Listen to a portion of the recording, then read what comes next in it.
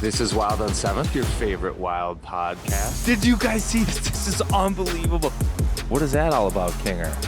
Get in here for the real thing. Like, let's get weird. Maybe I blacked out trying to figure out what was going on. Doubt, worry, fear, because that's what we're breaking the mold on here. Welcome to Wild on 7th, presented by Pilot Games. We're here until it's here. And welcome back to Wild on 7th, your favorite Wild podcast. I'm Ryan Carter here with my man, John King.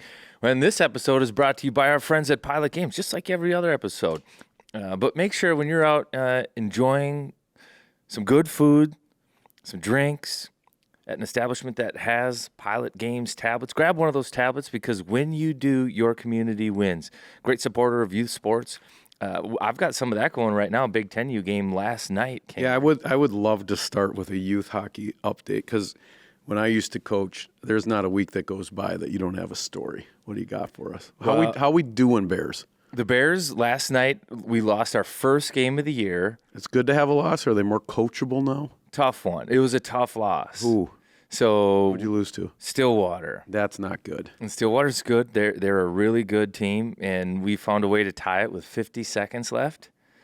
And we got caught feeling a little too good about ourselves, and they scored 30 seconds later to win it. So, jeez, very much. It was an emotional last minute. How are you on the bench? Are you a screamer? Do you put your foot on the dasher, which the referees do not like, by the way? What do you wear? Like, you have a fedora? Like, talk to me. You're the head coach of this team, correct? Yeah, so I just stand on the bench in the middle. Sometimes I find it interesting when the coaches stand, like, on the floor. No. Right next to the bench, you know what I mean? Can't see the game. And it's just a weird spot. You also can't see the game from the bench in general. You should almost have a coach that's in the stands because you see the game so much better. It's just more fluid. So it would have been a really good start had we found a way to tie that one late and do it. But I think we lost our fair play point too. I think we took 4 or 5 penalties. Oh, they were just trips though. How many of those penalties had the name Carter on them? None. Okay, this is the younger one. The younger one doesn't have the simmering rage. How about the older one? I haven't seen any of their games. She's a 12U. They're doing well, winning? Yeah, I think so, yeah. So you got a couple wagons. That's great. Would you like my beer league update? I would, yes. Was off for, as you know, listeners, I almost killed myself following the Wild around drinking fireball shots whenever they scored. Unfortunately, they've been scoring a lot, lost my voice, et cetera, et cetera. Returned to the ice last night, did not score. In the winter, we play at the Hippodrome, smaller sheet, no neutral zone. I know you've played there as well. After the game, a buddy, not my normal wingman, it was 2-for-1s at White Bear Bar. We had a White Russian to start in honor of number 97. Odd choice after a hockey game with a 9:50 start. And then he did a whiskey sour second. So at that point, I was like, what am I doing with my life? I would not recommend it. Finished with a neutral seltzer. Was there for multiple hours, all good, and headed home. But I'm using your tip. I don't know that we did this on the air. I asked Ryan, so if you're a beer leaguer out there, I can't catch a pass, especially if it's a long pass. And my tendency as a player that's not confident was to be as far away as possible when we're pulling the puck out of our end because I don't want it. I can't carry it. So I would basically stand next to a defender until we get going, and then I would join the rush. And Carter says to me, actually, it's counterintuitive. You got to go into the D zone, so it's a shorter pass that you can handle. And I've been doing that, and I've really been enjoying it. And I got another tip last night from a guy on the bench. He said, the other thing you need to do is you need to know where you're going to go with it right away. So I've started now even looking when I go back, where are the other dudes, so that if I get it and just panic, at least I'm going to tip it towards where another guy on my team is. So I would like to thank you as an analyst for helping me. You're welcome. I'm not any better, but I feel better. You're figuring this game out. I feel better. Just take a look at what's around. I feel better. By the way, who would have thought that? Because my feeling as a beer leaguer the entire time was like doing a pool shot in billiards that was the length of the table, which I've never really liked. But now you just made it a little, I got the yellow ball near the corner. It's a little short shot. Maybe use the bridge. no problem. So it's really been good advice. I do thank you. Right on. Well, today we have a fun guest. He'll join us a little later. Well, one of the better dudes. That's an dads of only daughters. That's an acronym. He's a dad of only daughter. Marcus Foligno. He'll be joining us, but he's been on a line that I think has gotten a lot better, and in some ways has kept this hot start alive. Because if you go back and you think about the whole season, it was the Kaprizov line that got out of the gates hot. Yep. And then Eriksson X line kind of took the torch and ran with it for a little bit. Then the power play was good. Then it wasn't good. Yep. Then it wasn't good, but then Gus was all of a sudden good, and so was Fleury. So it's kind of been a different thing at different times. Well, now I would say over the last 5-6 games, it's kind of been this third line that's been solid. Freddie Gaudreau had a couple of goals. Marcus Foligno pitched in a few. The Philly game, he was good. Got a couple. They end up dropping that game, but all of a sudden that group starts to make a difference, and the club just continues to find ways to win, despite the fact they dropped their final game. I mean, how are your feelings when you watch that Chicago game? They played 2 good games, where they put up 5 against San Jose, Anaheim, then long travel day, going to Chicago for a 6:00 game, and they just didn't have it. Well, it's funny, the reason we do this podcast is to break the mold and get rid of this knock on wood mentality that everybody has in the state of hockey. I was totally fine with it. I watched that game, complete trap game. Like, watching the entire game, you're like, this is the game, we're going to lose this game. And we shouldn't lose this game. Chicago's not very good. But when they got that goal to get to OT, 5 out of 6 points, I was thrilled. That's a great trip. And I've just been so surprised. I think part of it is people in Minnesota genuinely hate the Blackhawks. Yeah. So that's factoring in.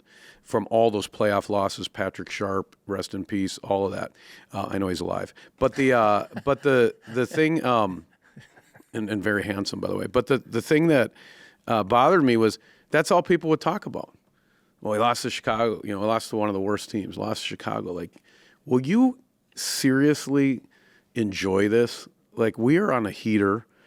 Like you said, different guys picking them up every night. We got 5 out of 6 on the road. We had no business getting that point the way the game was trending. Right. And it was awesome. So, like, I got no problem with that. I know it's the Blackhawks. It's not a playoff game. Like, get a point and move on. I thought it was great. I have zero issue with it. In some ways, they did carry that point out with a balaclava. Is that how you say that word? Robber's mask? You know that word? That is, I thought that was some sort of Greek meat that you just said. But, that's the one where that's like what Jordan Addison wears when he's playing, even though he's inside. Yes. Yeah. I don't understand. Yeah, okay. So go on with this. I got to see where you're going. Well, more just said they stole a point. They went into Chicago and they stole one. But they didn't at the same time because Chicago didn't do enough to win that game. Like, they scored 1 goal. Chicago didn't. Defensively, the Wild were okay. Just offensively, they couldn't put 3-4 passes together, make a play, and their legs were tired. I tell you what. No Bedard, by the way. I didn't play a back-to-back. I was on the trip.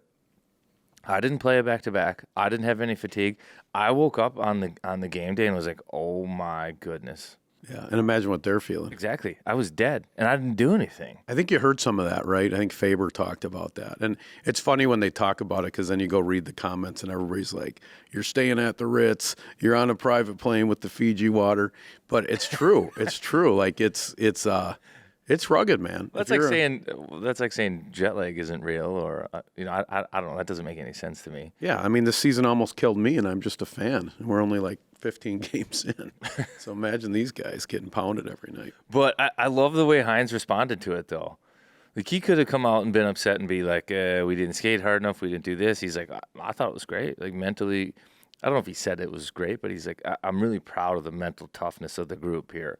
Because I think he recognized what most recognized, that the Wild just didn't have it. And it wasn't for lack of effort. They were trying in that Chicago game. They just didn't have it. And some nights you're not going to have it. Absolutely. But most they found a way to turn it on in the third period long enough to skate away with a point, to find a way to almost win that game despite not having it. And good teams find ways to win games even when they're not at their best, and Minnesota almost did there. Well, I felt like Connor Bedard didn't even play in that game. I didn't even notice him. Well, we should talk about that. the top 4 D pair for the Wild, or should say top 2 D pair, but top 4. Actually, all 6 have been terrific. 7 have been terrific. Smothering. Oh my goodness! Analytically, so the top 2 pairs are like through the roof. And Brodin, Spurgeon, Middleton, Faber. yes. So That sounds so good, doesn't it? yeah, going into the Chicago game, defensive pairs with at least 80 minutes played, Brodin and Spurgeon had the second highest expected goals for of anybody in the league. The only person higher was Hughes and Hronik in Vancouver. And then highest goals for, so producing the most offense on the ice, the number 2 there is Middleton and Faber at 84.6% goals for.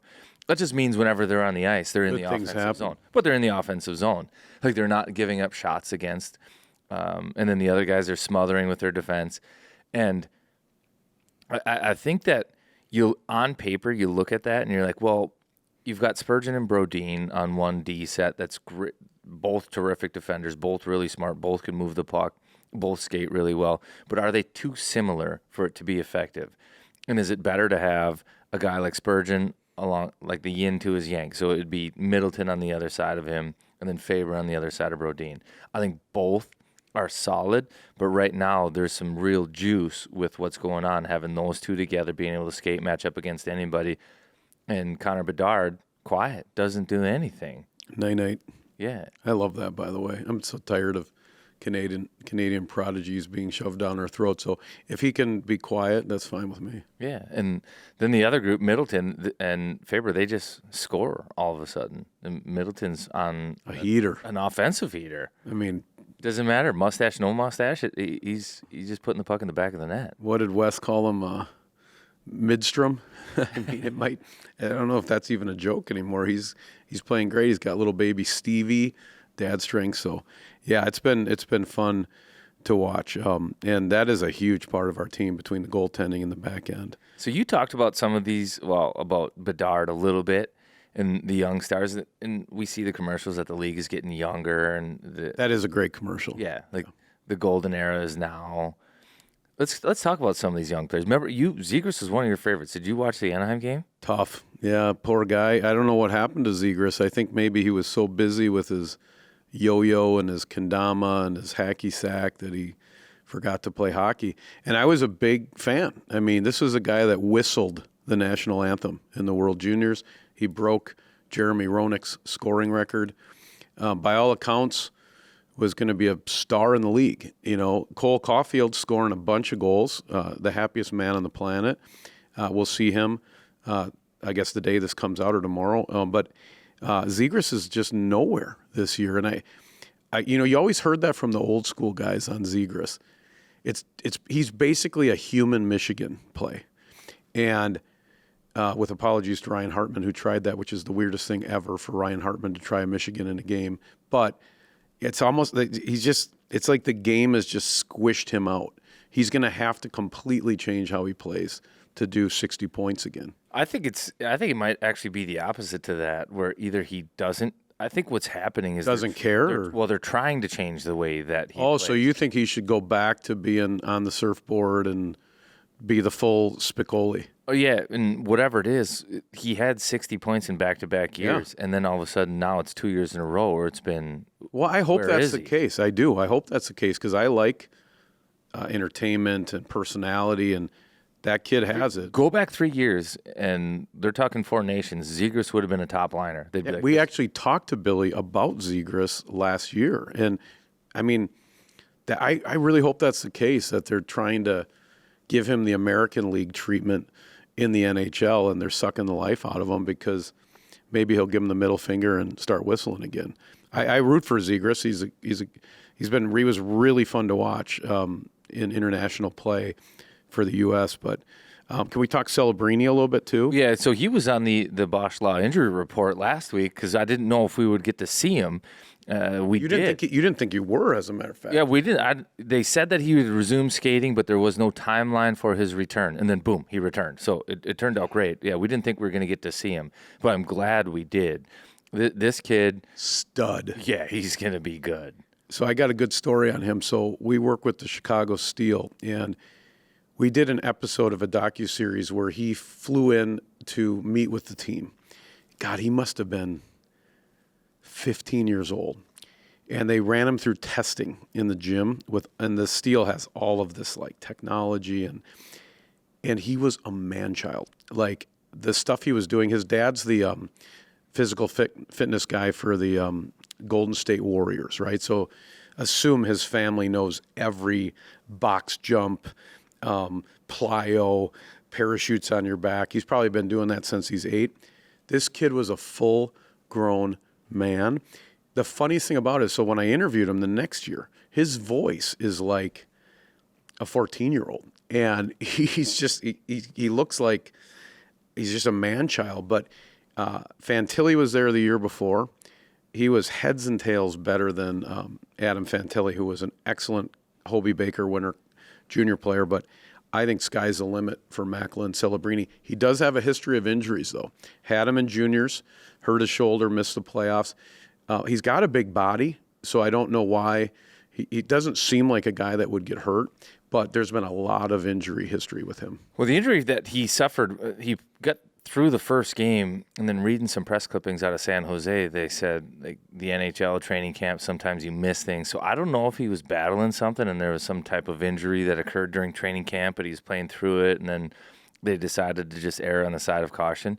But injuries for the 18-year-olds are a real thing. We've talked about this on the podcast. Yeah, I forget that. He's so young. Bedard last year with a broken jaw. Even McDavid, his rookie year, he was out. Jack Hughes has really struggled. These first overall picks, they're too good to play anywhere else.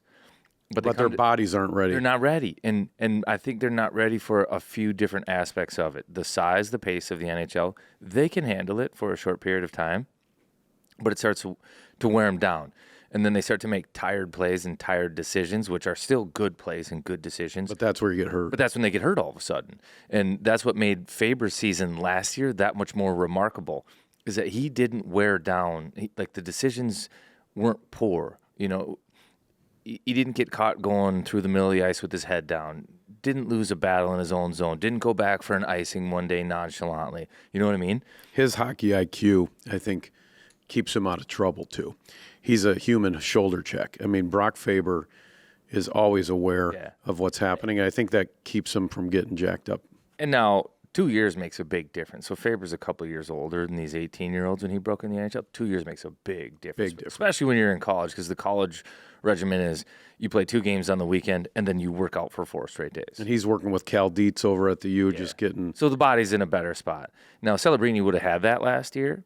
And to your point, he's probably strong and stuff. But, on the ice, what stood out to me was the moxie this guy has. Telling everybody what to do. My gosh. I heard you on the broadcast. Hey, that's my puck. You go here. You go here. Well, and his voice is like this. Like, hey, this is my puck. Well, it's like Mikael Granlund.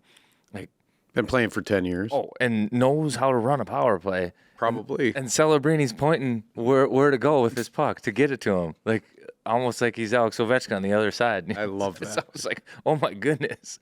But when you deliver, guys they'll get it to you. And he ends up getting a couple goals that game.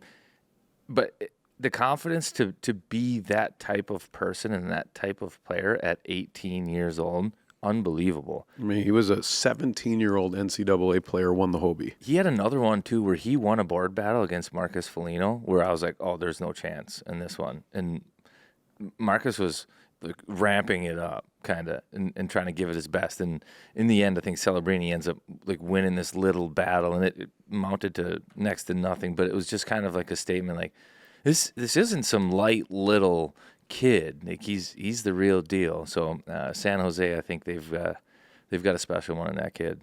Yeah, no, that's for sure. The league is in good hands. Let's pivot real quick here because we referenced it and we talked about how good the D are. The Bosch Law injury report right now. Jonas Brodin not on the ice today. No. So that's no good. Yeah, knock on. I don't know what we do. I don't know if we're jinxing it. We don't do that. The top 4 D have been terrific. Those pairs super solid. But interesting transaction yesterday. The Wild call up Damian Hunt. And likely because a little bit longer term, Brodin wasn't out on the ice today. So who knows if he'll be available tomorrow. I'm sure that was asked today of Hynes. I bet you it's a day-to-day designation regardless of whatever happened. but something to look at throughout the week. A huge part to the start to this season has been the defense and the defense staying healthy. They missed Spurgeon for a little bit. I think they'll be able to survive a little bit if they're missing Brodin, but the more they have those guys on the ice, the better. So, and then I think the other teams coming to town are mostly healthy, and the Wild have been healthy. Like, it's been so great on the broadcast where we're just like, yeah, the injury report non-existent. The Wild are good to go. Let's talk about these next two games. So Montreal, right? Montreal's Thursday, yeah. Love myself some Cole Caulfield. You want to see somebody with a smile on their face when they score a goal. Look no further than that kid. He's like a fifth grader. Also, this Saturday game against Dallas. I asked you if I could use your tickets. I don't know if you saw that text, but playing Dallas in the retros. Little scandalous, right? We're wearing the previous colors of the franchise that Norm Green took to Dallas, and I love it. I think this is like getting divorced and going back to your maiden name.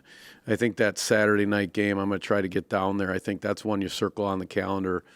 Another very, very good team in the West coming to town, a natural rival with the history of the two franchises, and what if you get a Jamie Benn, Marcus Foligno tilt? Holy buckets.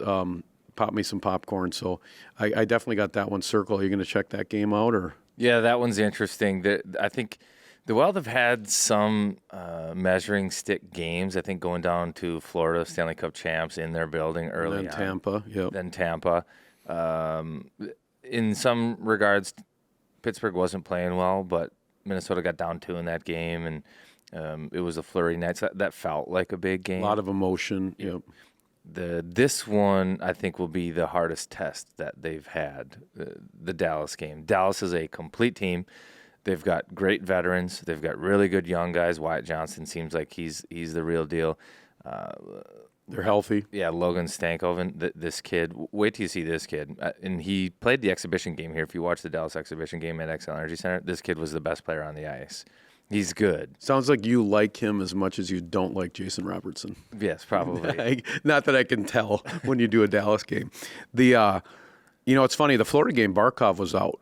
That's a big deal. Yes. He stirs that drink down there. So I think you're right. If you're a Wild fan, man, I don't even know what the ticket situation is, but you might want to be at Herbie's pre and post. Let's go get them on Saturday night. The Wild are really doubling down on this word start and starting. It's not just the start to the season. Start to the period. Yep. Start to every game. Through their first 11 games, they had scored first. I think, or through the first 14 games, they had scored first 11 of them, 8-1-2 in that stretch. They don't score first in the Chicago game. They end up dropping that one in overtime. But they just come ready to play. They're winning the first period. They're getting a lead. Gustafson's job just seems like it's a little bit easier when he's got just even a 1-goal lead. It's just he settles right in, and everything's a little bit different. What do you make anything of the fast starts, the start to the seasons, the start to the games? Like, I just think they're buckled in. They're driven. They're focused. And this can transition to Hynes. I know we've talked about this on the pod before, but this camp was very different. Long off season. I talked a lot about the Fanatics military-style jerseys with the Velcro nameplates, but there was something about it was kind of a dog tag mentality in camp, and which we can get into the hard traveling trophy in a minute as well. But I got to give some flowers to Coach Hynes. The line switching, the moving guys around, giving them energy, the way he kind of carries himself on the bench. He's not barking at the refs. He just seems cool as a cucumber. I'm not an analyst, but he's a coach. I can tell that they're well coached when I watch the Wild. And he's just doing a hell of a job, I think. You know more than me, but I just think I think Hynes is a huge part of getting them ready for the start of games and telling them how important that is, and then getting them ready with his first camp. Came in early in the year last year. He didn't have a chance to make it his Wikipedia entry. 24-25 is a Hynes season from start to finish. And I just think he's kicking ass as a coach. Yeah, I think he's got a really good feel. I think, and Bill Guerin said this when he hired him. He said he's a lifer coach. So he's been behind a bench and he's seen a lot of situations, different age groups of guys and players. And over that time, he's developed a good feel. And I think he has a feel for the guys on the ice. I think he has a feel for the message that he needs to give to a team before a game. I think he has a feel for how to communicate with certain guys. And then you put all that together, I think we're seeing the result of it right now. An example of the feel, I asked him going into one of these games over the weekend, I think it was even Chicago, and it's like, hey, how do you prevent one of those trap games? What do you go in there and say? Because it's actually really hard. Like, what do I do? They weren't perfect in San Jose or Anaheim, and stretches of the second period where they weren't great, but I really can't go in there and say, hey, you got to be better, this and that, because it's not true. They were good. They put up 5. They score. They battle. They block shots. I can't go in there and do that. And it just illustrates that he understands the message that can be delivered and when it can't be delivered at the same time, because he doesn't want to burn these guys out.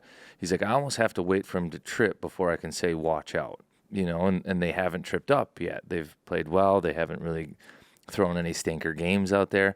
So in some respects, it's harder for him to coach less at certain times too, but great feel. And then to the point you're talking about. The feel is like the lines too, right? The Chicago game. He's a blackjack. If he was at a blackjack table, I feel like he knows when Boldy's the ace and Faber's the face card. Like he knows, and he also knows when they need energy. A lot of the guys have said, and you probably felt this way too, when those lines get scrambled, they got to figure out, you can get too many men real quick if you're not in the game 100% because he's changing lines on the fly. I just think he's been crafty at that too. He's been crafty at that, no doubt about it. But let's continue with the blackjack analogy there. He's also the guy that he's got the bet figured out at the right time. Yeah, like he's only got a 5 out there when dealer's showing and then all of a sudden things start to heat up. He doubles his bet. Now he's got like 25. Now he's sitting on 100, and he just goes on a roll. And he's quiet. Yeah. And all of a sudden you look over and he's just got a stack. There's a stack chips. there. He's got. Like, I thought you were only playing 5s, but he just knows he's got the feel. Like I'm going to go on a heater here. But no, yeah, certainly a tip of the cap is well deserved to him.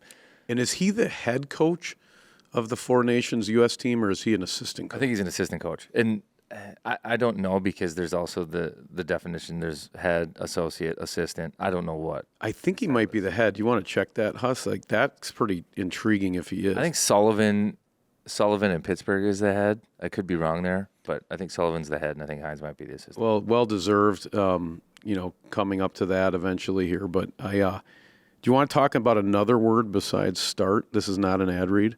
Hard. You want to talk about that a bit? We can talk to Moose about it too, but this traveling trophy. Yeah. This piece of wood with all caps hard on it.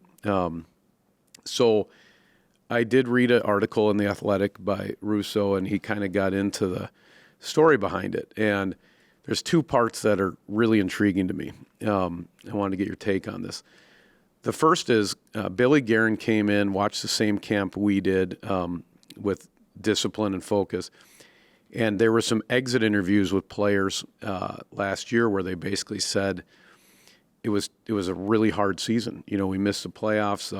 Ryan Hartman specifically said, I would have loved to play against us any night last year because we just were too soft and weren't doing the little things to make a difference. And Billy ended. He took Trennan's soundbite? It was before Trennan because Trennan got signed in the summer. So Hartman would have had that exit interview in April. And but yeah, same soundbite. And he says, Billy comes in and says, hey, losing is hard. It's terrible. You feel like a failure. You're a loser. Winning's hard too because, like you just said, 82 games, all the ups and downs, doing the little things, staying focused, staying together as a team. Winning's hard, losing's hard. Choose your hard. What do you want it to be? Losing's hard and winning's hard. Choose your hard. What do you want it to be? Which, by the way, is worth about $5 million if you work for Nike. So, Billy, if you ever want to get into another business, you could be a marketer. But respond to that initially. I mean, if you were a player, there's so much bullshit, right? We do a lot of playoff mantras for marketing, and it seems like half the time you write them, the team's like, what do I do with that? Would you have been inspired by that? I mean, I think that's a hell of a speech. Winning is hard, losing is hard, choose your hard. And ending on a question. So they kind of he's not telling them something. He's saying, you decide which way you want it to be hard.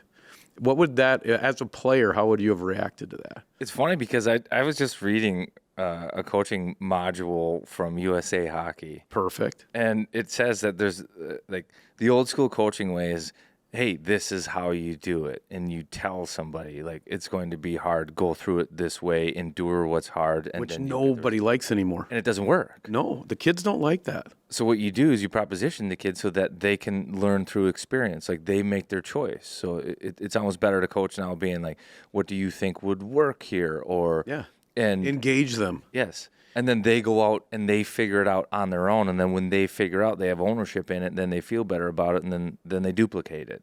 And that's the theory behind, more or less, the Cliff Notes version of the article that I read. It sounds like Billy might have been. Billy might be reading the same modules that we're reading. Benny's in Thief River Falls doing the level 3 module. Right. So all of a sudden, hey, I'm just going to proposition you guys with this. Both are hard. You can choose which one you'd rather have, because one, there's glory, and one, there's not, and which is such the genius of it is, you would normally say, winning's good, losing's bad, you decide what you want to be.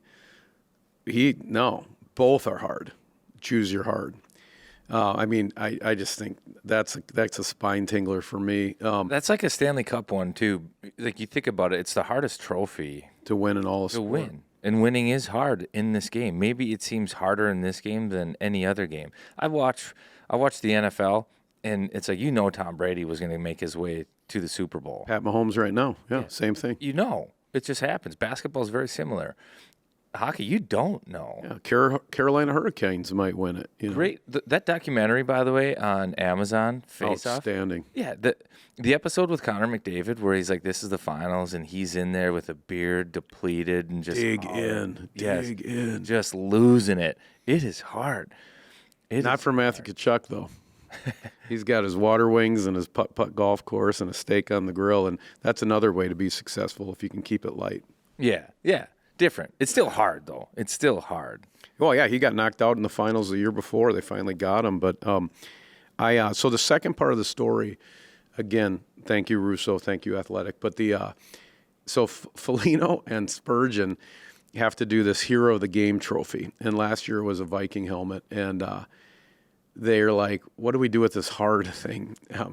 So they call Hartman, which is just hilarious, because he must, he's got knives in his truck or whatever Ryan Hartman does. And they're like, Hartsey, what do you think we should, if hard is our theme, what should we do for the traveling trophy? And my favorite sentence in the whole thing is Hartsey goes, well, you got to start with a chain, which it just makes me laugh every time. So then apparently Ryan Hartman rolls over to the Home Depot the day before the home opener, buys the biggest chain at Home Depot, holds 1,500 pounds, gets a piece of wood, some stencils for a mailbox, 2 cans of spray paint. He's got a small baby. So imagine this guy going home, setting up a workshop in his garage. His wife's probably like, what are you doing? And he's like, don't worry about it. It's for the team. And he makes the trophy. And I guess his whole deal now is that it hasn't broken, it's well built, and so he's got a lot of pride that this thing he made in his garage, not only is it hard, but it's built to last. So, I mean, if you don't like a story like that, you're not a hockey fan. It's so funny. The buy-in. Yeah, you got to start with the chain. And he just can't sleep that night, checking the hours of Home Depot, and just all of that is so good. Billy, Hynes running his camp the way he did, Billy teaching the way the USA Hockey example you gave, Marcus and Spurgeon reaching out to Hartman like, well, who's good at hard stuff? And then Hartman at the Home Depot, and now it's been going from assistant equipment managers to by the way, Kirill has not gotten it this year, which is absolutely hilarious. And I don't even understand, but the way he's playing. But I thought I'm really enjoying this team this year. I just like the thought, too, of these guys just cruising around Home Depot, just getting stuff. And he doesn't ask for help, Ryan Hartman. I go to Home What Depot. aisle is the chain? Where do I get bolts? Where do I get washers? Where do I get screws? All I'm looking for is an orange vest. Hartman's just doing it himself for sure. I picture running into him at Cub Foods. What aisle do you think we'd run into him at in Cub Foods? Oh, I think if Hartman was at Cub Foods, not a lot of people know, but you can get your spirits there. And I think he would be going to get some Busch Light. They got a great, After completing the sign. They got a great deal on that. This is a good probably project. one. He's going to celebrate with a Busch. I bet Hartsey has a little Busch Light from Cub making the sign, and then maybe works on one of his golf clubs in the wood shop there. He gets out of changing diapers. But yeah, Cub is awesome. The thing about Cub is, as a Minnesotan, it's like our store. There's all these other brands. They come in. It's a little like man of the people too. Yeah, get your Busch Light, get your spirits. They do deliver. Get some pub burgers. Take care of yourself over at Cub. T-Rex cookies are game changers, with each cookie weighing in at a whopping half pound, 7 inches. That's the perfect treat to feel your energy while you cheer on the Wild. No dainty bites, just bold flavor. Make sure you check them out at XL Energy Center and enjoy the game with a T-Rex cookie. I tell you what else, if you're not like Ryan Hartman and you can't just confidently go into Home Depot and find all the things you need to update your home and you need a little help, make a chain gang sign, well, then you should call our friends at Wild Construction. So if you're cruising around the house right now as the temperatures drop and you feel a cold draft by your windows or your door isn't quite sealed, you need something new, they do roofs.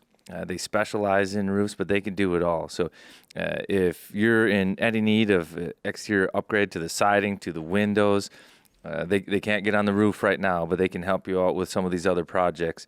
So Wild Construction, wildconstruction.com. If you're concerned about your roof or you think you've been in an area that had a storm, they've got all the resources and tools you'll need to find that out, and you reach out to them, they'll get you taken care of. But if you have some of these other projects, don't look them over, or don't pass these dudes up. Wildconstruction.com, they'll make it happen. Awesome.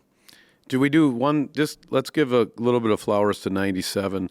I guess Lou Nanny said this is a $14 million player. I'm sure Craig Leopold likes to hear that. But what are you seeing from? You predicted he would not go 3 games without a point. That's one of your bold predictions. Mm-hmm. I think there was there 1 or 2 games? He went 2. I was like, this is going to go early. This is going to go early. I think Wild Joe Radio is struggling a little bit on the Trennan points as well. But what do you see out of the winner, the Russian baby boy, Kirill? For me, this all comes down to health. And I don't know if I've talked about this on the podcast or not, but let's go back as the starts of the last 3 years. And I think at times it said he's somewhat of a slow starter offensively. Doesn't score goals early in the season. The goals come in bunches late. That's right. He does get assists. Like if you look, it's not like he's a terrible starter. No. But he starts over scoring a point per game. Something happens about midway through the year where he's like, I'm going to shoot it. Maybe it's because everybody else is hurt, and he's like, I'm just going to shoot it. Everybody else is tired, and he's not. Well, he's an ox. Well, so there was another game where he played 3 straight shifts. Yeah. What was it? It was the game he cut his lip. So he had to miss to go get stitches for half a period. Comes out, start the 3rd period, and it was like I'm good. He stayed out 3 straight shifts. I'm so happy. He doesn't get tired. I'm so happy he's going to have that scar, too. Just makes him even cooler. Like a tooth, too. But do you think that's the best scar? Like, I like the scar here. I also like the neck one. What do you think hockey scar is? I think the lip under the nose is the number 1 coolest. That's the coolest? I think. Like, if you're NHL alum like yourself, and you can have a Ray Liotta permanent mark, if I had to pick one, I would do the line right there, like Kirill's going to have.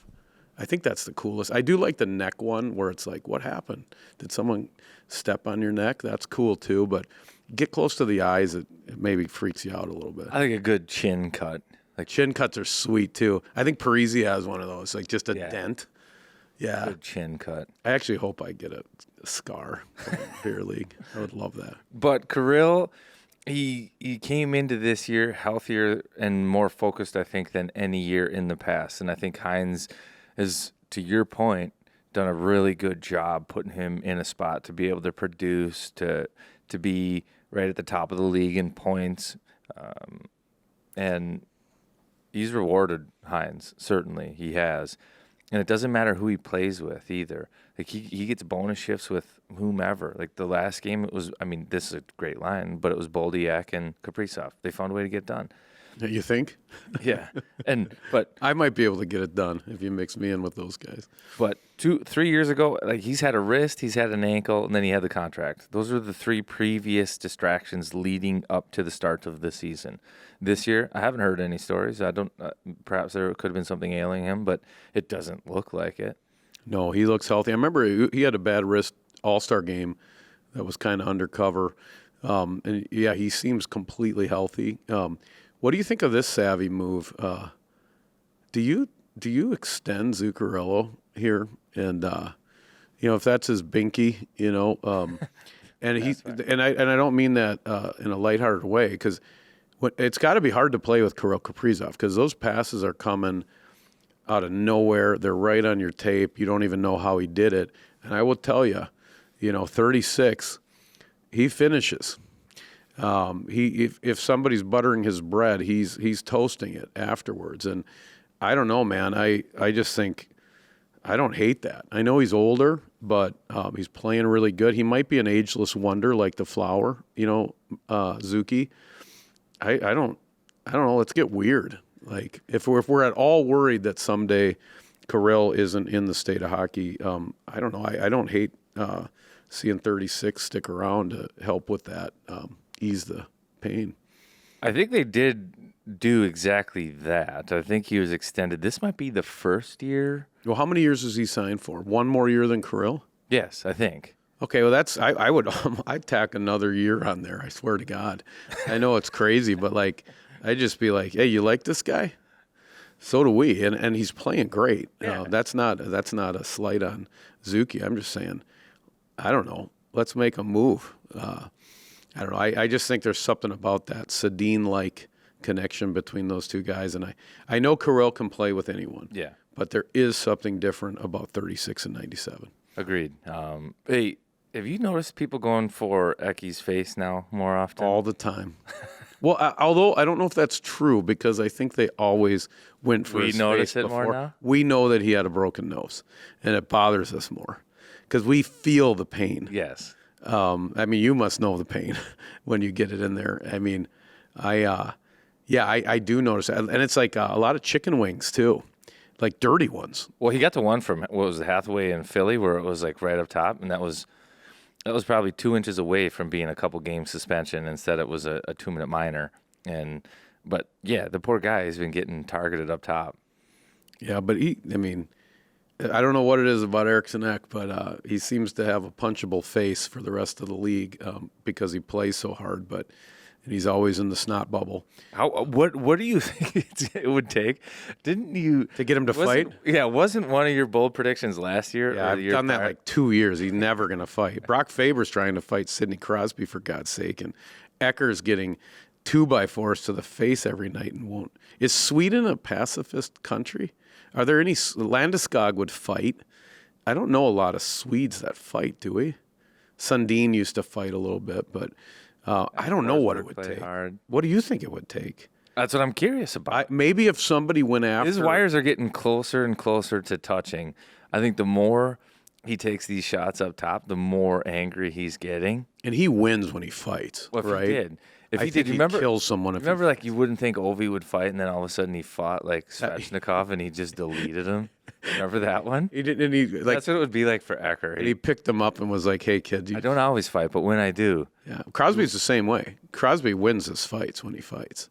He rarely fights, but I think Crosby's got to be like 5 out of 6 in his fights. I don't always drink blood, but when I do, it'll be yours. Exactly.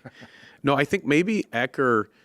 I don't know who his best buddy is on the team, but if he was in some scrambled line and JoJo got mangled in the face with a stick or something, maybe then. I don't know, because it doesn't seem like it's going to be anything directed at him, because that's already happened.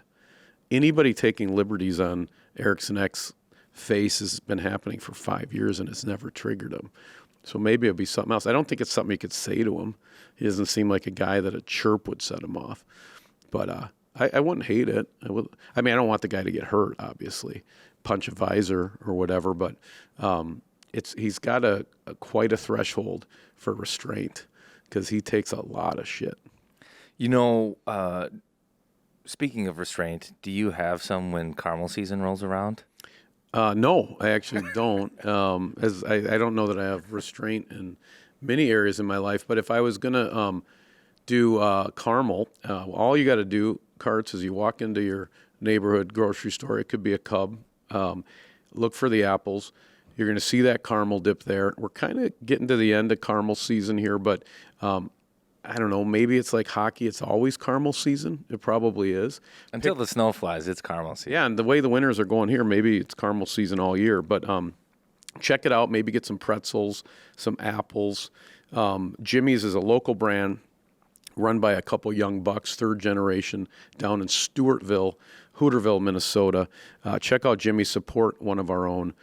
Don't you be messing with my dresses. Well, along with apple season, with fall comes cool, crisp air, and the perfect time to bundle up and save with Aquarius. Right now, you can save 25% when you bundle a Kinetico non-electric water softener with the K5 drinking water system. I have done this. I don't know that I got 25% off. I probably wish I would have gotten 25% off, but I do not regret it for a minute. In fact, we love it.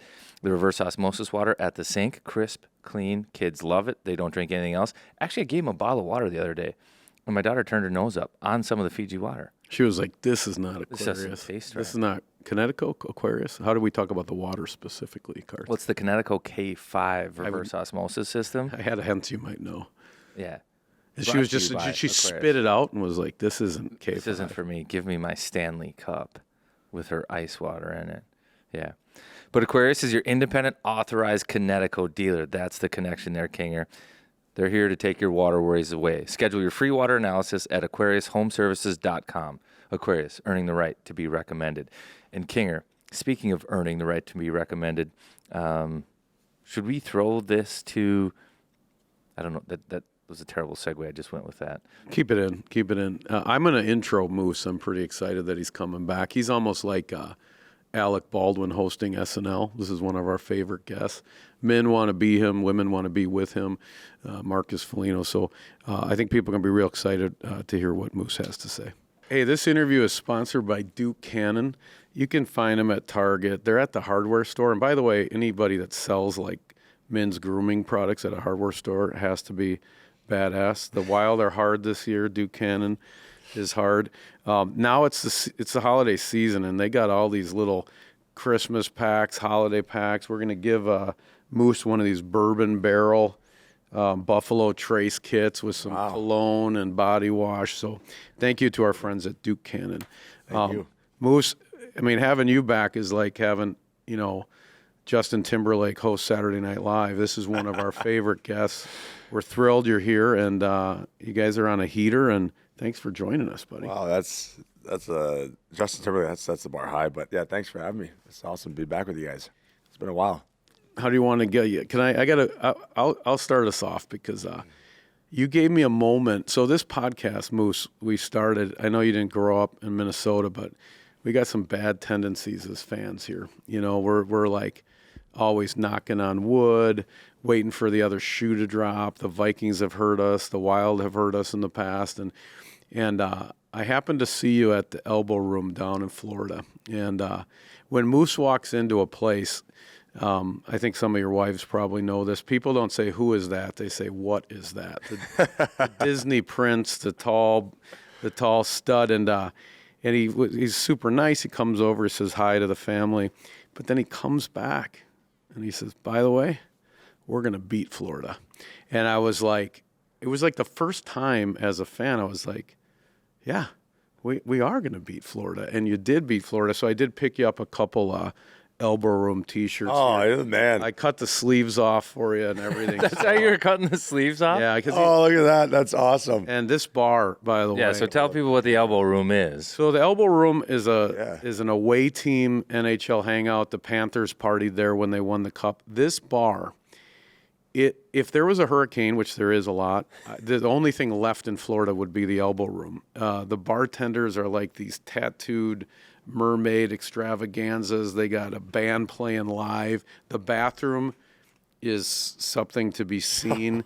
It's get in, get out as fast as you can. Get in Don't and touch get the out. walls. Don't touch the door. And let's just say Florida man probably spent some time at the elbow room. But I just, that confidence, and it's almost like when you say it, it happens. And what has the start been like for you guys? The camp was so focused. We could feel it.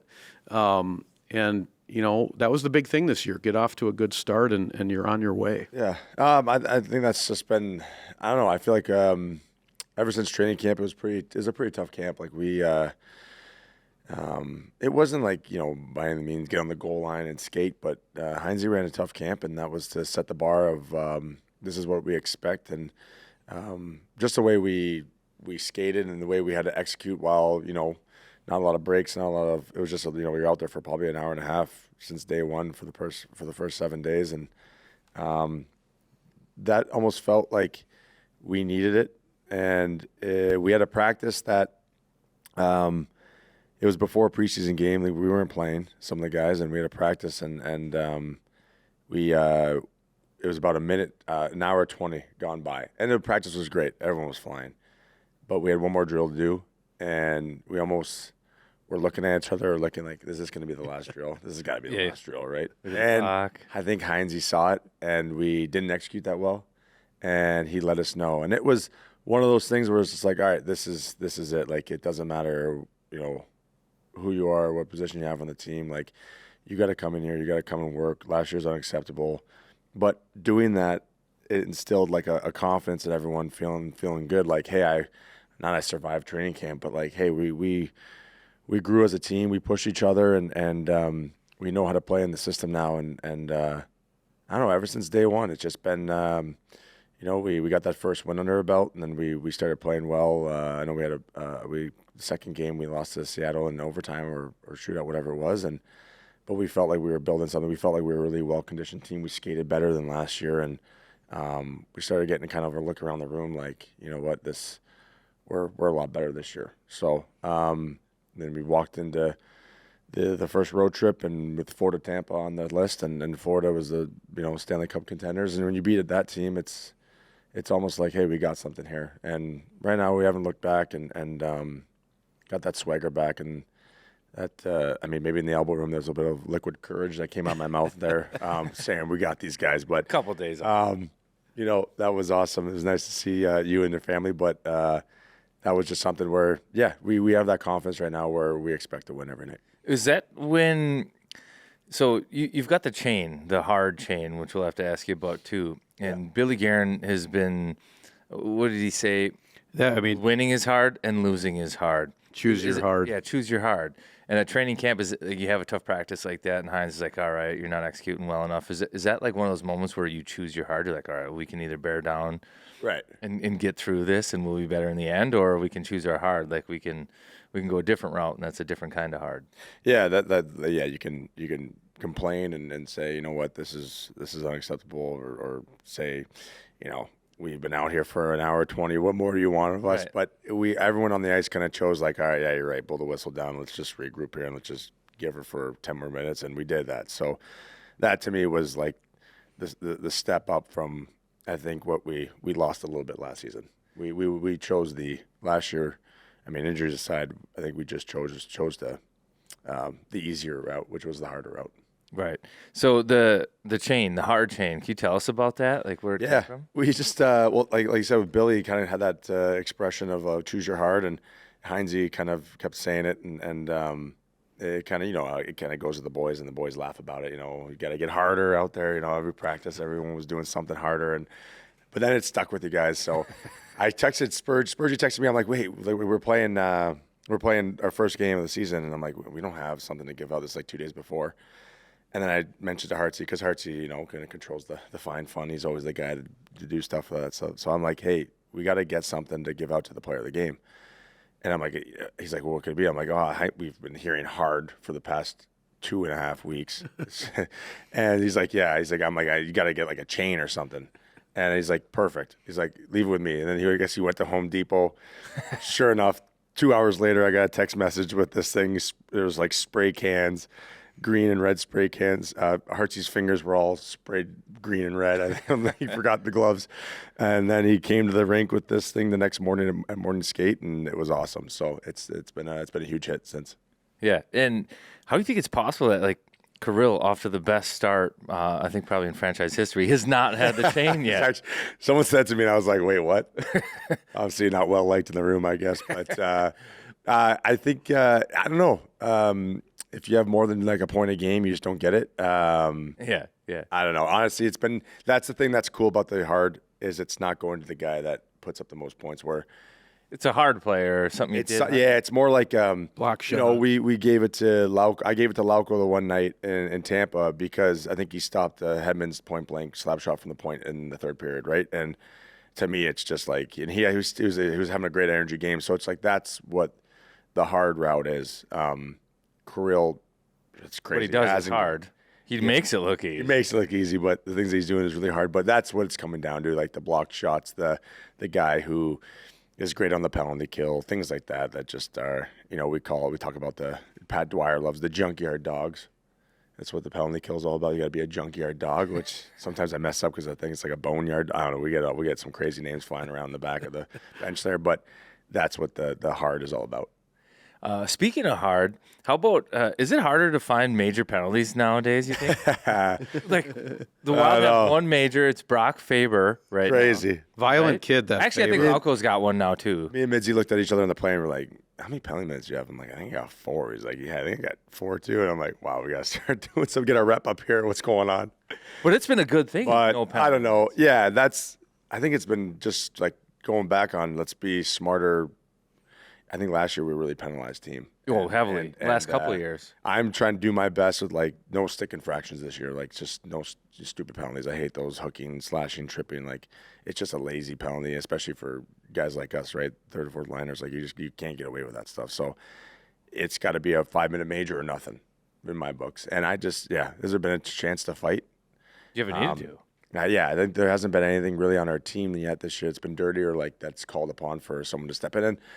And Brock was the first one that got someone to come and challenge him, and Brock did awesome. Answer the bell. He was amazing.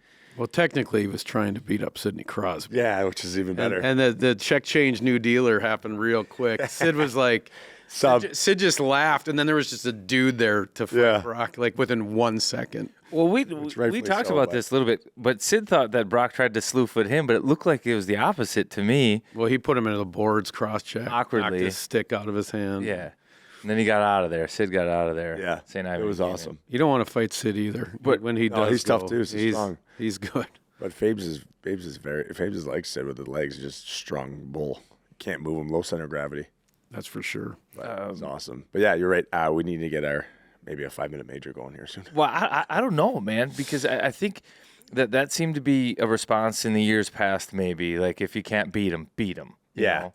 If you can't beat him up. This year, it feels a little different. Like, if things aren't going your way, the focal point isn't on, like, trying to beat somebody up or out-physical them. It's hey, let's go play. We'll play hard to the point of the chains. And then all of a sudden, teams, they seem to not be able to hang with you while you guys are playing hard. Yeah, it happened like in Philly this year, right? We went down 2-0 early, and you've been there. You're on the bench. You're like, okay, maybe I got to do something, right? And then you're like, well, we're not playing terrible. Like, let's just stick with our game and hit guys on the forecheck. And you know what? Like, if they're gonna want to answer, then if someone comes up to you, then great. But we clawed our way back in that game. We obviously fell short, but that was one of those instances this year where I was like, you just got to stick with the way you play, and then. You know, as long as you're finishing your checks and getting the forecheck, then if someone's going to come and challenge you because you hit someone, then that'll be where it starts from. It seems that everybody's getting the right energy boost, too. So let's say you're like, all right, I'm going to go finish my hits on the forecheck, try to create some energy. It then seems that all of a sudden, like somebody like Boldy's hands get a little bit faster or, you know, Kirill's vision gets a little bit crisper or something. You know, like when somebody on the team creates energy their way, it helps. It seems that this team finds their best energy. Does that make sense? Yeah, it does. Yeah, absolutely. I mean, it was like Chicago last game, right? We didn't really have much going. It was a sloppy game, and then we started like forechecking and getting the puck back and doing things better than you see, like you said, the Kirills, the Boldies start making moves. Now they start playing at the puck. Now they're turning in the zone and getting another second to make a play, and then you're like, oh, we got our game back. So you need to. We got guys that can do it. I mean, even like bringing a guy like Lauko in, who's just a bullet. He's helped out so much, and that's even Kuzi's been playing, I think, great this year. And Trenny's another force too that can go up and down and beat guys with his underrated foot speed too, where he's a big guy. But got guys now that can like understand the role and the timing of it all, and can make the plays under times where you need something that maybe our top lines don't have it going.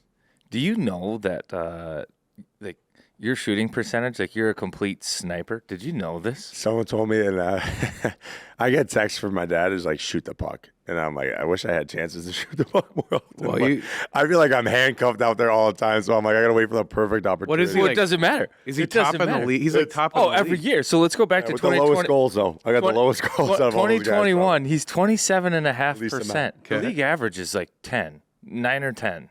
Keep going. The best on the team will usually be somewhere 13, 14. I asked for the half wall on the power play. They won't give it to me. I don't know what's going on. So he's 27.5% in 2021. That was first on the team. 22, he's 23.5%. So it's like he didn't just have one good year. He did it 2 years in a row. That was second best on the team. Now 22, 23 was an anomaly. You were just 8.4%. But you're like, you know what? I don't like this. Following year, 23, 24, you're back up to 18%. And this year, you're at 50% right now. So 1 out of every 2 shots. 50. 1 out of every 2 is going in the net when this guy pulls the trigger. It's a lot easier when your job is just to get to the net and shoot in this area, You should buy some. But your shots, though, your last goal was from quite a ways out. It was like the top of the circles. Yeah. So it doesn't matter where you shoot from. I got to shoot more. Sniper. I got to shoot more, but it's just because there's some games where I don't get a shot off. So you're like, it's probably why that percentage is so high. No, but that's impressive, man. You think about that it doesn't matter. Like you're shooting against NHL goaltenders, and at that clip in practice, you're not going to shoot at 25% on these goaltenders in practice. Yeah, no. And you could do it. I'm confident with my shot. I've always been. It's always been like something like growing up. I've always had like a sweeping wrist shot that works. But it's like just trying to get more shots off. How do you do that more? And then obviously the percentage would come down. But I do feel comfortable. When you get that one shot a game, I'm like, if I get close enough, I got a pretty good chance of scoring here. But it's nothing like Matthews or anything like that. But it's confident with it. Yeah, you guys seem to be finding some chemistry too. The group that you're playing with, I think the numbers defensively when you're on the ice is through the roof this year, and it really doesn't matter who you're with. I think you've had a couple different combos with Hartman in the middle, then he got hurt, and then Freddie moved up to the middle a little bit. But you guys are kind of finding something now. I feel like too on both sides of the ice, offensively and defensively. What's going well? I think Freddie Gaudreau. I think he's been awesome this year. Really just been like he's always been defensively minded, like in a good like he's like Ecker when I was playing with Ecker a while ago. Like it was one of those things where you get the puck on the wall breaking out and you're like, oh, Freddie's there. Like I can always trust him, right? You play with some guys, you're just like they're in the zone ahead, they're maybe too low. So Freddie's a very smart player, and that helps me out big time. I give a lot of credit to him because he's so shifty and good in like tight areas that he's the guy that if we can get in the ozone, he gets another second with a possession. Like he can buy some time, and he's got unbelievable hands. So, and then Hartsey, playing with him, we've been doing well. Hartsey's like very offensive minded. Like he's very smart. He can put pucks in places that his hockey IQ is, I think, one of the most underrated on our team. So, he's a good shooter. He's got a really sneaky shot. He just, grinds his way. He's just, like I said, he can outthink guys on where to be at certain parts of the game, and he's always put up big numbers. So that's been the thing with me. I like playing with a centerman that's reliable, and Freddie's been that for me this year. Yeah. So watching Freddie Gaudreau this year, he seems to be maybe the best on the team in using like the high slot. Like he's and maybe he's super. That's like a defensive minded guy spot too. Like I'm comfortable creating offense all the way up here because. I'm still the third guy high. But he does a good job, like splitting the D. So the people listening at home, like he'll be up almost as like a third D option. That brings people out, and then that lets the big bodies out front of the net just have a lot of room out there. Yeah, his hands are like when he gets the puck in tight, he can kind of pull it and like swivel his hips and like protect it, and then like he can he can find guys, and he's almost like a relief valve. Like when you pass it to him in that high slot, he can pull trigger, or he can pass it up to the D and be a bumper out. So like he's like your, what's that in volleyball? Swiss Army knife? Yeah. Or the libero? Libero. I like calling him that. I don't know if that's a French word or whatever that is, but I think that's the right word, libero. Yeah. Libero. Yeah, He's been great. That's the opposite color jersey on the that's why volleyball Freddie court. could be like that for us somewhere in the ozone. Yeah, I like that. He's always reliable and always in the right spot. So I got a very intense hockey question for you. I'm sensing a budding bromance between you and Bogo. And it looks really good together because he's kind of this Aquaman character with the beard. You kind of look like two special forces guys. If you could hang out with Rip from Yellowstone or maybe Riley Green, the country singer, we could round it out. But, you got Kirill and Zuki, peanut butter and jelly. I think you and Bogo, you can be surf and turf because he's Aquaman and you're the Moose. I think you just lean into this. There's just a lot of, X chromosomes there. And tell us about Bogo. He just seems like I don't know how happy he would be. Such a man-child. He's a big meat eater, that guy, too, so I don't know how much he like being the surf guy, but I get it. Aquaman's nice. Yeah. I mean, whatever that Australian Bogo and I, it all started, we played in Buffalo together. We just hit it off. We were younger, and he's just a lot of fun. He's like one of those guys that you gravitate towards because they bring a lot of energy to the group. And playing well, too. Yeah, he is. That's the thing. You forget like how good of a skater he is. He can really get up and down the ice, and then he's just strong and has an unreal like half slap shot that just and it gets to the net. Gets to the net, yeah. It's amazing. He's got a lot more hockey IQ than I think people give credit for him as of late in his career just because of where he's been and how he's been having to grind. But you forget that he was a 4th overall pick, right? Yeah, he might be the last Thrasher in the NHL right now. I think he is, yeah, ever since Brian Little retired. Yeah. Also, no visor. Potential. No wiser. If you could maybe dance with Jamie Benn, maybe he goes away, and then he could be one of the last ones. Yeah, there's Iron 4. Breed. There was 4. Maybe there's only 3 now. But yeah. Reeves. I think Giordano was one, but he's not. Or no, he had a visor on. But go ahead, John. So you just got to 800 games, I believe. Congrats. And how much of your season, like, how healthy were you last year? Like, because we've talked about you a decent amount on the pod this season. It just seems like you're reconnected with your body and you're feeling the full Moose. Is that accurate? Yeah. Or like, how did you feel last year, and how do you feel right now? Last year was tough. I felt good going into the season, but around the 20-game mark, it fell apart on my left side. I feel like I'm sewn back together, literally. I couldn't skate. I couldn't like if you wanted to. I think of like when you want to stand still and sprint. I couldn't like hike my leg up and really get moving. So that was. It would feel good at a game, and then it would go back to crap the next game, and it was like a month and a half of like going back on this like seesaw and.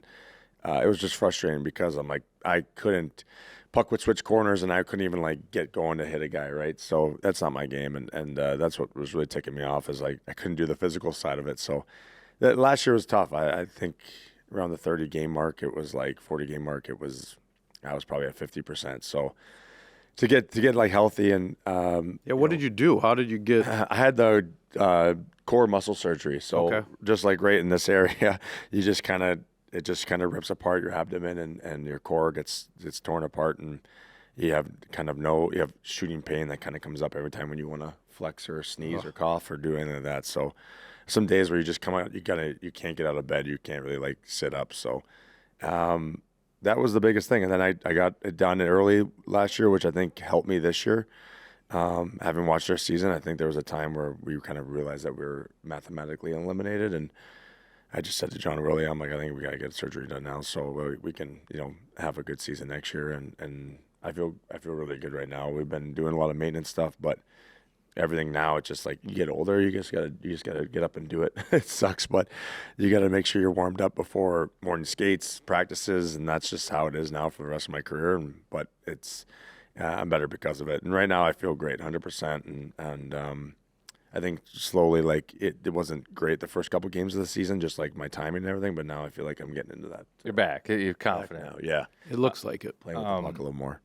As a fellow dude now, so you've got 3 daughters. What are the ages? 6, 4, and 8 months. 8 months now. Yeah. Okay, dude. I think we've talked about this, and it's an acronym of Dad of Only Daughters. That's right, dude. So what's it like? You're at the rink, you're talking about running guys through the wall, and then you go home, and it's. And I'm the one that just bows down to them and just whatever you need, and yes, that's exactly Carry how the it goes, diaper bag. Oh yeah. Oh, I'm so sorry. I only filled up your water halfway. I should have filled up fully right to the rim. It's my bad. I know I put 3 ice cubes in it too. Yeah, that's exactly how it goes in my household. But no, my girls are great. They're awesome. It's like the perfect balance. Like you go home, you decompress. You get to be dad and the only man in their lives right now, and it's awesome. And then you come to the rink and you're like, all right, it's time to release some energy again. So it's a perfect mix right now, but it's fun. It's fun seeing them grow up, and as you know, it's wild. Every day there's something new, and especially my little one now, she's crawling, so she's starting to catch up to the other two. Well, so how's your wife surviving with the road heavy start right now? Like, I feel like we've been gone for 2 months. It's been a grind. Yeah, God bless her. She's been awesome, but it's been like, it's just like, we're home for 2 more games and see you later. We're back on the road. Home 4 days, 2 of them I'll be gone. Yeah. And it always seems that when I leave, boom, head colds hit our household, right? So you're just getting the no sleep. They're waking up coughing, sneezing. So she's loving that when they get sick on the road. But she's a hero. She's a superstar. So she controls everything, and we just try to get her help once in a while with a little sitter here and there just to help with the young one. But most of it she's tackling on by herself. So I got to follow up on this because I'm not a dad of only daughters. So are your daughters like badasses? Are they got a little scrap to them? Like my middle one is. You see them like fighting, and then one of them throws a helmet. Like are they? Is the Foligno blood in there? Or like yeah, seems like they got to be like scary chicks. Yeah, that's what I'm training them to be, scary chicks. That's a good way to put it. But the middle one, Camila. She's Olivia's like a rule follower. Does everything by the book. That's the oldest. Yep. Standard. And Camila though, man, she can just if she wants to bite you, she will bite you. One way or the other. She wants to get something out of your hand, she will get it out of your hand, and if it's her toy, God bless it. But it's good to know. Good to know. And then she can turn it on with the love side, right? So that's the thing that's crazy is I think that's the side she gets it on. She can be loving and nice, and then she can be your worst nightmare pretty quick. So we'll see what the youngest one turns out to be. How much fun is that though to watch them turn into like the personality is crazy. Yeah, it's just like you see one and they're like you have like these like I call them like little landmines that you can't step on every day. Something will just trigger them, right? And then like this one has this certain equation, and then this one has another equation. How you make happiness, and they're just like, oh god. The middle one's jumping off the top ropes, biting you in the neck. Oh, it's wild. You get a pregame nap at home anymore? I do, but I've shortened it up big time. Really? Oh yeah, it's 45 minutes to an hour, and then you're like, okay, I gotta get back down to like helping out. But it actually it's helped out. It's been better. And then like pregame meal. So I used to have this pregame meal. My wife would make it for me. It was great. Like same thing every time. Then we started to have kids and stuff, and it was like the slowly an item would drop off the menu every day. Pretty soon you're going to Whole Foods and picking up your own. You're on your own today, buddy. so going down the buffet pregame line. meal switched. It ended up being like a bowl of cereal or whatever the kids were eating at the time. But that changed over time too. Yeah, I just go. That was like the same thing. Natasha used to make me just like this nice Italian chicken cutlets, spaghetti. Kids came along. Go to the restaurant with the guys now. You're done. Yeah, you're good. So our producer gave us some notes. You have some Sudbury compound. It sounds like it's like Yellowstone. Maybe you have a cabin. Your brother has a cabin, and then your dad runs like a general store in this place. I've also heard it on Good Intelligence that the pontoon is parked on your brother's dock because your brother's dock is bigger than your dock. Yeah. I don't know if that's accurate. So that's a true statement. He's got like a little boathouse. So what's this place like? Is it like is Zach Bryan in the corner playing guitar? And that'd be the perfect addition to it. But it all started from my parents. They bought a bunch of waterfront property back in the 90s, and we good move. We were lucky. My dad never had a vision of what it was now, but he always had an idea that maybe his kids would want a piece of the pie, and Nick started off first. So the house that I grew up in, because we moved back to Canada when I was 11, That's the house that we built on the lake, and that's where my dad lives. And now Nick built next to him, and then I built next to my brother. And in between us, my dad and my brother share a driveway from the main road. We have like a little connecting road for whatever easy access with trucks, but I had to build a driveway from all the way from the road. It's a pretty big, steep property to the lake, but And there's a general store that your dad runs, or we have a general store that when you enter the lake, we're about halfway down the lake. When you enter the lake at the one point closest to the city, there's a general store there that's been there since the 50s, and it was being ran by this family, and their kids. There was a livable space above, Yep. and the store on the bottom, and it looks like a house, and it's been there for so long, and they wanted to sell it because their kids went on to college, and they wanted to sell the store, everything, and we're like, this is a staple of Long Lake. It's a Long Lake general store. So my brother actually was on, Realtor.com or whatever, and saw that this place was going for sale, and he's like, what? And then we have a good buddy next door that wanted to buy it, and so we asked him, and then we went on with this other family. So my dad, long story short, is like the general manager of the store because This is just outstanding. he's got he's fixing the gutters right now on the general store. He's done more work to this place than his house over the past 20 years, and we keep reminding him that his waterfront property is beautiful, but he's souping up the Long Lake General Store because he just loves it. He goes there. We have like ice cream. We got coffee, espresso. Yeah. We just got liquor and beer in there now. Nice. We just got approved in Ontario that convenience stores can start selling that. So that's been huge. And a year and a half ago, we added a gas bar to it. So now you can get gasoline there. So we've souped it up a bit. One-stop shop all of a sudden. It is. And it's been a big hit. And then now we brought in a buddy who owns a Italian gourmet shop. And we're selling like lunch to go, dinner to go. Oh my frozen God. Italian. I gotta So you can go. stop off on the lake, get everything you need. And we got a buddy that it's just off the other side of the road, and we got a friend that owns right across from it on the lake. It's in that area. There's like little smaller camps, and he's built this big dock where now people can actually dock up and Go to the general store. So How we're often trying do to you get a go marine there? in there, but Ontario's got a lot of rules. Did you go there for like in the summer? Is it like a month, like a known thing? Your kids were going to the compound. It's a special time, or when do you get to the? Yeah, so we go there as soon as school's over. So mid-June, we're there from mid-June to mid-August. That's outstanding. And that's how I grew up. My dad was done the hockey season. We were done the school season. We're going to Sudbury for a month and a half. And so we would have to drop everything. Like I would play summer hockey or be signed up for it or wanting to do it or baseball. And my mom and dad were like, no, we're going to Sudbury. So we just go and we would bounce from aunt's house to uncle's house to grandparents' house. And we'd just rotate for a month and a half through our whole family that lived there. So they probably wanted to kill us at the end of the summer, but it's Sudbury stuck. So do you guys like all summer long? Do the three of you guys eat Hang out? dinners together every night? Yeah, it's like it's too much sometimes. It's like, what are you doing?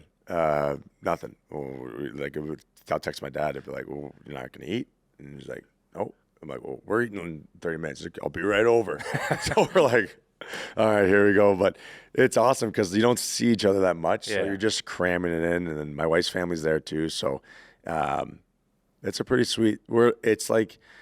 It's part of the reason why you're able to play for so long because mentally it's like the biggest break. Like you don't think of anything else when you're out there, and that's why I love going back there because it's just you and the lake, and it's awesome. You're right next door. My brother's kids run outside. You can hear them yelling.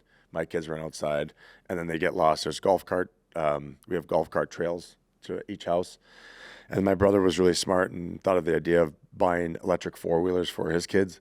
So now you got those kids wheeling through through the trees, and his two boys are savages on them, but it's a blast, and you don't have to worry about other cars because you're so far from the road, and the only thing you really have to worry about is bears. So who's the best cook? You gotta watch out for bears. Yeah. Who's the best cook? Because I heard in Chicago, your brother, what did he feed you? Steak and risotto? Yeah. Trying to fatten you up, slow you down out there? Yeah. Did it work? We're both good. Like we barbecue a lot in the summer. I got the pizza oven though. So my house is the homemade pizza night. Okay. So I think I got a step above him. He's got the Traeger. Like anybody can grill, but you can make a pizza. He can't. Yeah. do I that. got the nice pizza oven. So like when we do the pizza nights, it's usually a fun time. Yeah, good. Yeah. But mostly it's my wife, his house is kind of where we always meet to do big family dinners. And then my dad's is always like we're coming over with the kids because we don't really want to cook. And then we'll just send our kids to my dad's house, and he's got them watching movies and loading them up on sugars, and we get a couple hours to ourselves. This is a Paramount Plus It show is. that needs to happen. Like, It is. You guys got to get up there. Hey, by all means, I'd love to. Tell us about the Zuki lift thing. After you win, you pick them up.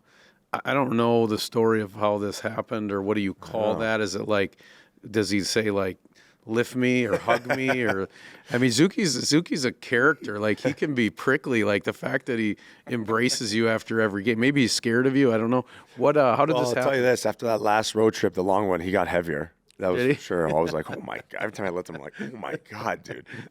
Prime Steakhouse. Yeah, a lot of steakhouses on the road trip, but I don't know really when it started. I can't remember the first day. I think it was just I'm bigger, he's a little bit smaller, and I just want to pick up a little guy, and then it just kept going. I think we must have hit a heater or something, and we had to keep doing it. So that was it, and it's been one of those things. It's been funny doing it, and I look forward to it every time we win. Hey, before it gets too far in the rearview mirror, how was the Halloween party? Do you guys? What was the costume? Yeah, I was. We didn't post it because my wife was like, "You're not posting this," but I went as Matilda.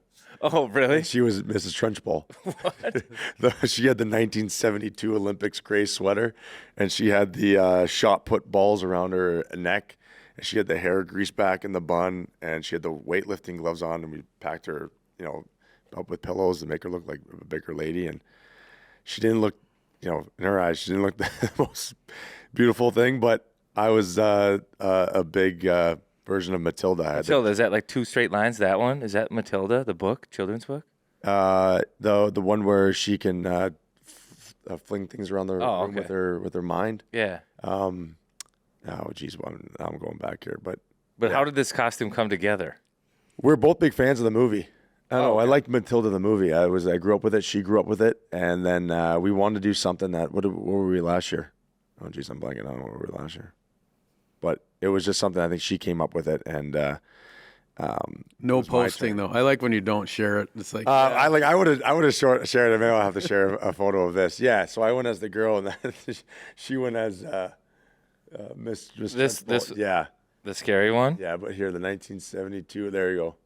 There you go. Oh, That's the what she had. She 1972 had the Olympics? weightlifting belt. Yeah. She had the jeans. That's scary. Yeah, she's just that's a We deep. should have had the chocolate cake in the hand because. Yeah. So I was just a bigger looking little younger girl. I had the red bow in my hair. I had the wig, shaved my face. Do you have the bangs going? I had the bangs, and then I had a book in my hand. Okay. And I had long socks and just dress shoes, like girl dress shoes on. What did you have as the star of the game at the Halloween party? Who was your top man. costume? If you had There was some good. I mean, Flower takes the cake on McLovin That was hilarious. because he comes down the stairs too. We had it at Spurgeon's house. They were very nice to host, and he comes down the stairs, and it's just like other guys are like, oh, like It's actually he cut the McLovin. hair. cut his own hair, and then he's got the McLovin thing. If he was to smile like McLovin has in that one picture, it was identical. The picture that we got, I think he wasn't smiling, but like the little beady eyes, like I don't know, he killed it. I think if you knew like a YouTube sensation like Ryan Hartman, That one was I love- hilarious. I I like love turtles. turtles. I like turtles like that. That was I don't know. I grew up with that with my buddies, and we were just dying laughing. And then to see him do it, that was comical. I didn't know. I hadn't We seen thought he the was the video. Joker when we Yeah. first talked about it, and then Or he like, showed he me the looks- video. yeah. I'm like, that's He so looks funny. and his, Then you watch his wife the video. is the reporter. It's so funny. Geez, I'm trying to think of. I feel like Spurgeon's were a big hit. Yeah, he was. Oh, yeah. He was Ollie G. Yeah, and she was the No Regrets off of We're the Millers.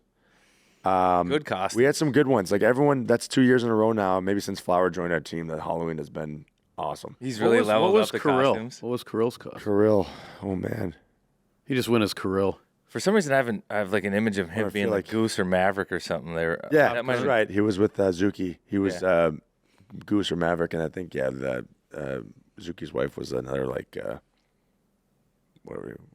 Maverick's girlfriend. or Maverick's something. girlfriend, or something, but she was another jet pilot.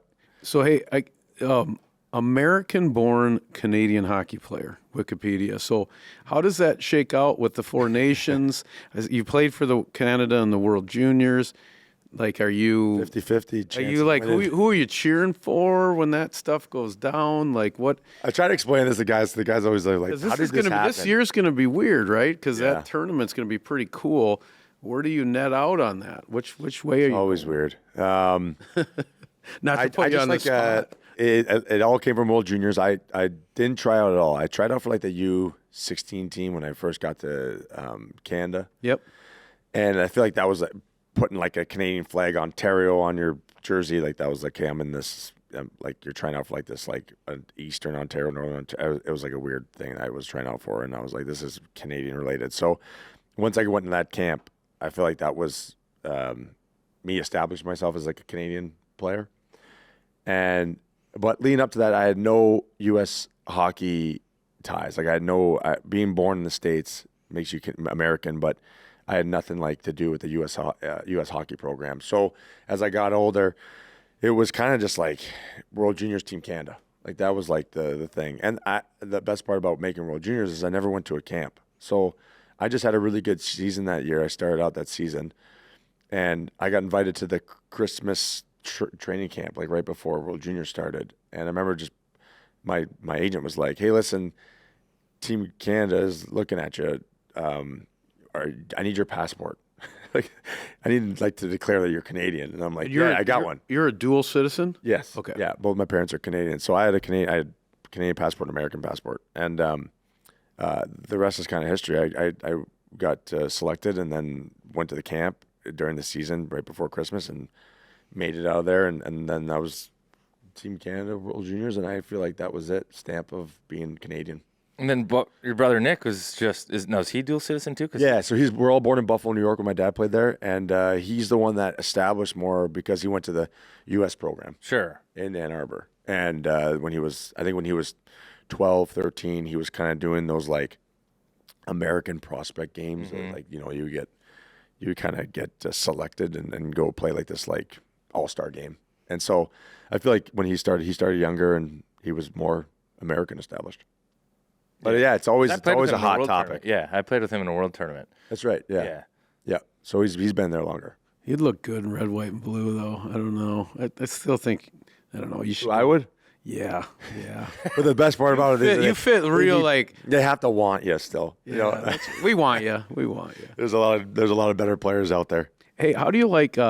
We were giving flowers to Hynes before we interviewed you. This is his first season really running it from start to finish. We felt the same things you did with the camp because we walked by the rink every time we record, and it was just it's pretty serious business at the end of the summer here. And it seems the line match what's it like playing for Coach Hynes? It's been good. It's been I think the biggest thing is like detailed. Like it's just he's been direct with us. It's been easy getting to know the systems and getting to know what is expected from us. And I think that's been a huge part of the success early. It's because we got guys that understand the roles, understand the system, and understand how to play and what's expected out of you, what's not good enough, and what's great. So, you know what, he's been hitting everything, he's pushing all the right buttons. Does he have a good feel? I was saying that. I feel like yeah, he does. He's got a good feel for the room, and I think he knows when to communicate. He knows when to blow the whistle. He knows when to change lines. Yeah, we have a good communication with like our leadership group with him. We try to meet with him from time to time, and he loves the not the developing side of it, but he loves the practice side of it. Right, always teaching good habits, and you gotta the way you practice is the way you're gonna play. So that's been the key this year. Just the way we came out in training camp, the way how hard we've been playing. That's all because of just his mindset and what he expects from us. And he's a really good coach to have, I think, for the team that we have, where we have a veteran presence, where we get it and we understand. And I think it's a really good mix. Well, I'd say, King, you got anything else, or we let them get home to these young ladies that are probably they're still in school. I got lots of time. Yeah, she's sharpening her teeth. There you go. I do want to ask you about Celebrini. Because he's I watched him in Chicago a little bit, and he kind of got the baby voice and the big body. Like, I know you guys traded some paint a little bit in San Jose. What did you make of the first overall pick? I think he's going to be a heck of a player. Yeah, There's just more things to his game that I saw. I didn't really know much about, but I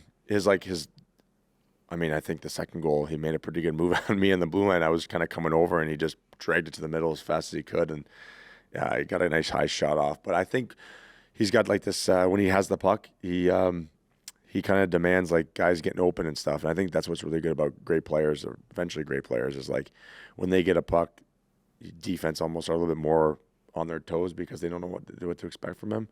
And he's already doing it in just shorthanded game. So I think that's what's great about this kid. I think he's going to be a stud in this league.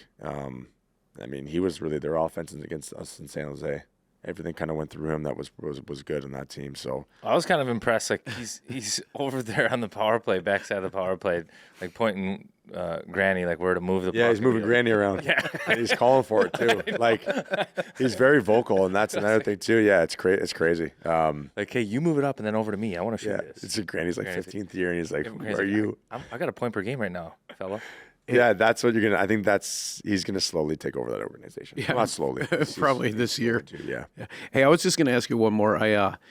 You guys have always had a good room since we've been doing the podcast. Even before we were doing it with the Wild, there's been a culture with the Wild. You've been a big part of that. We're in the A, but I was curious.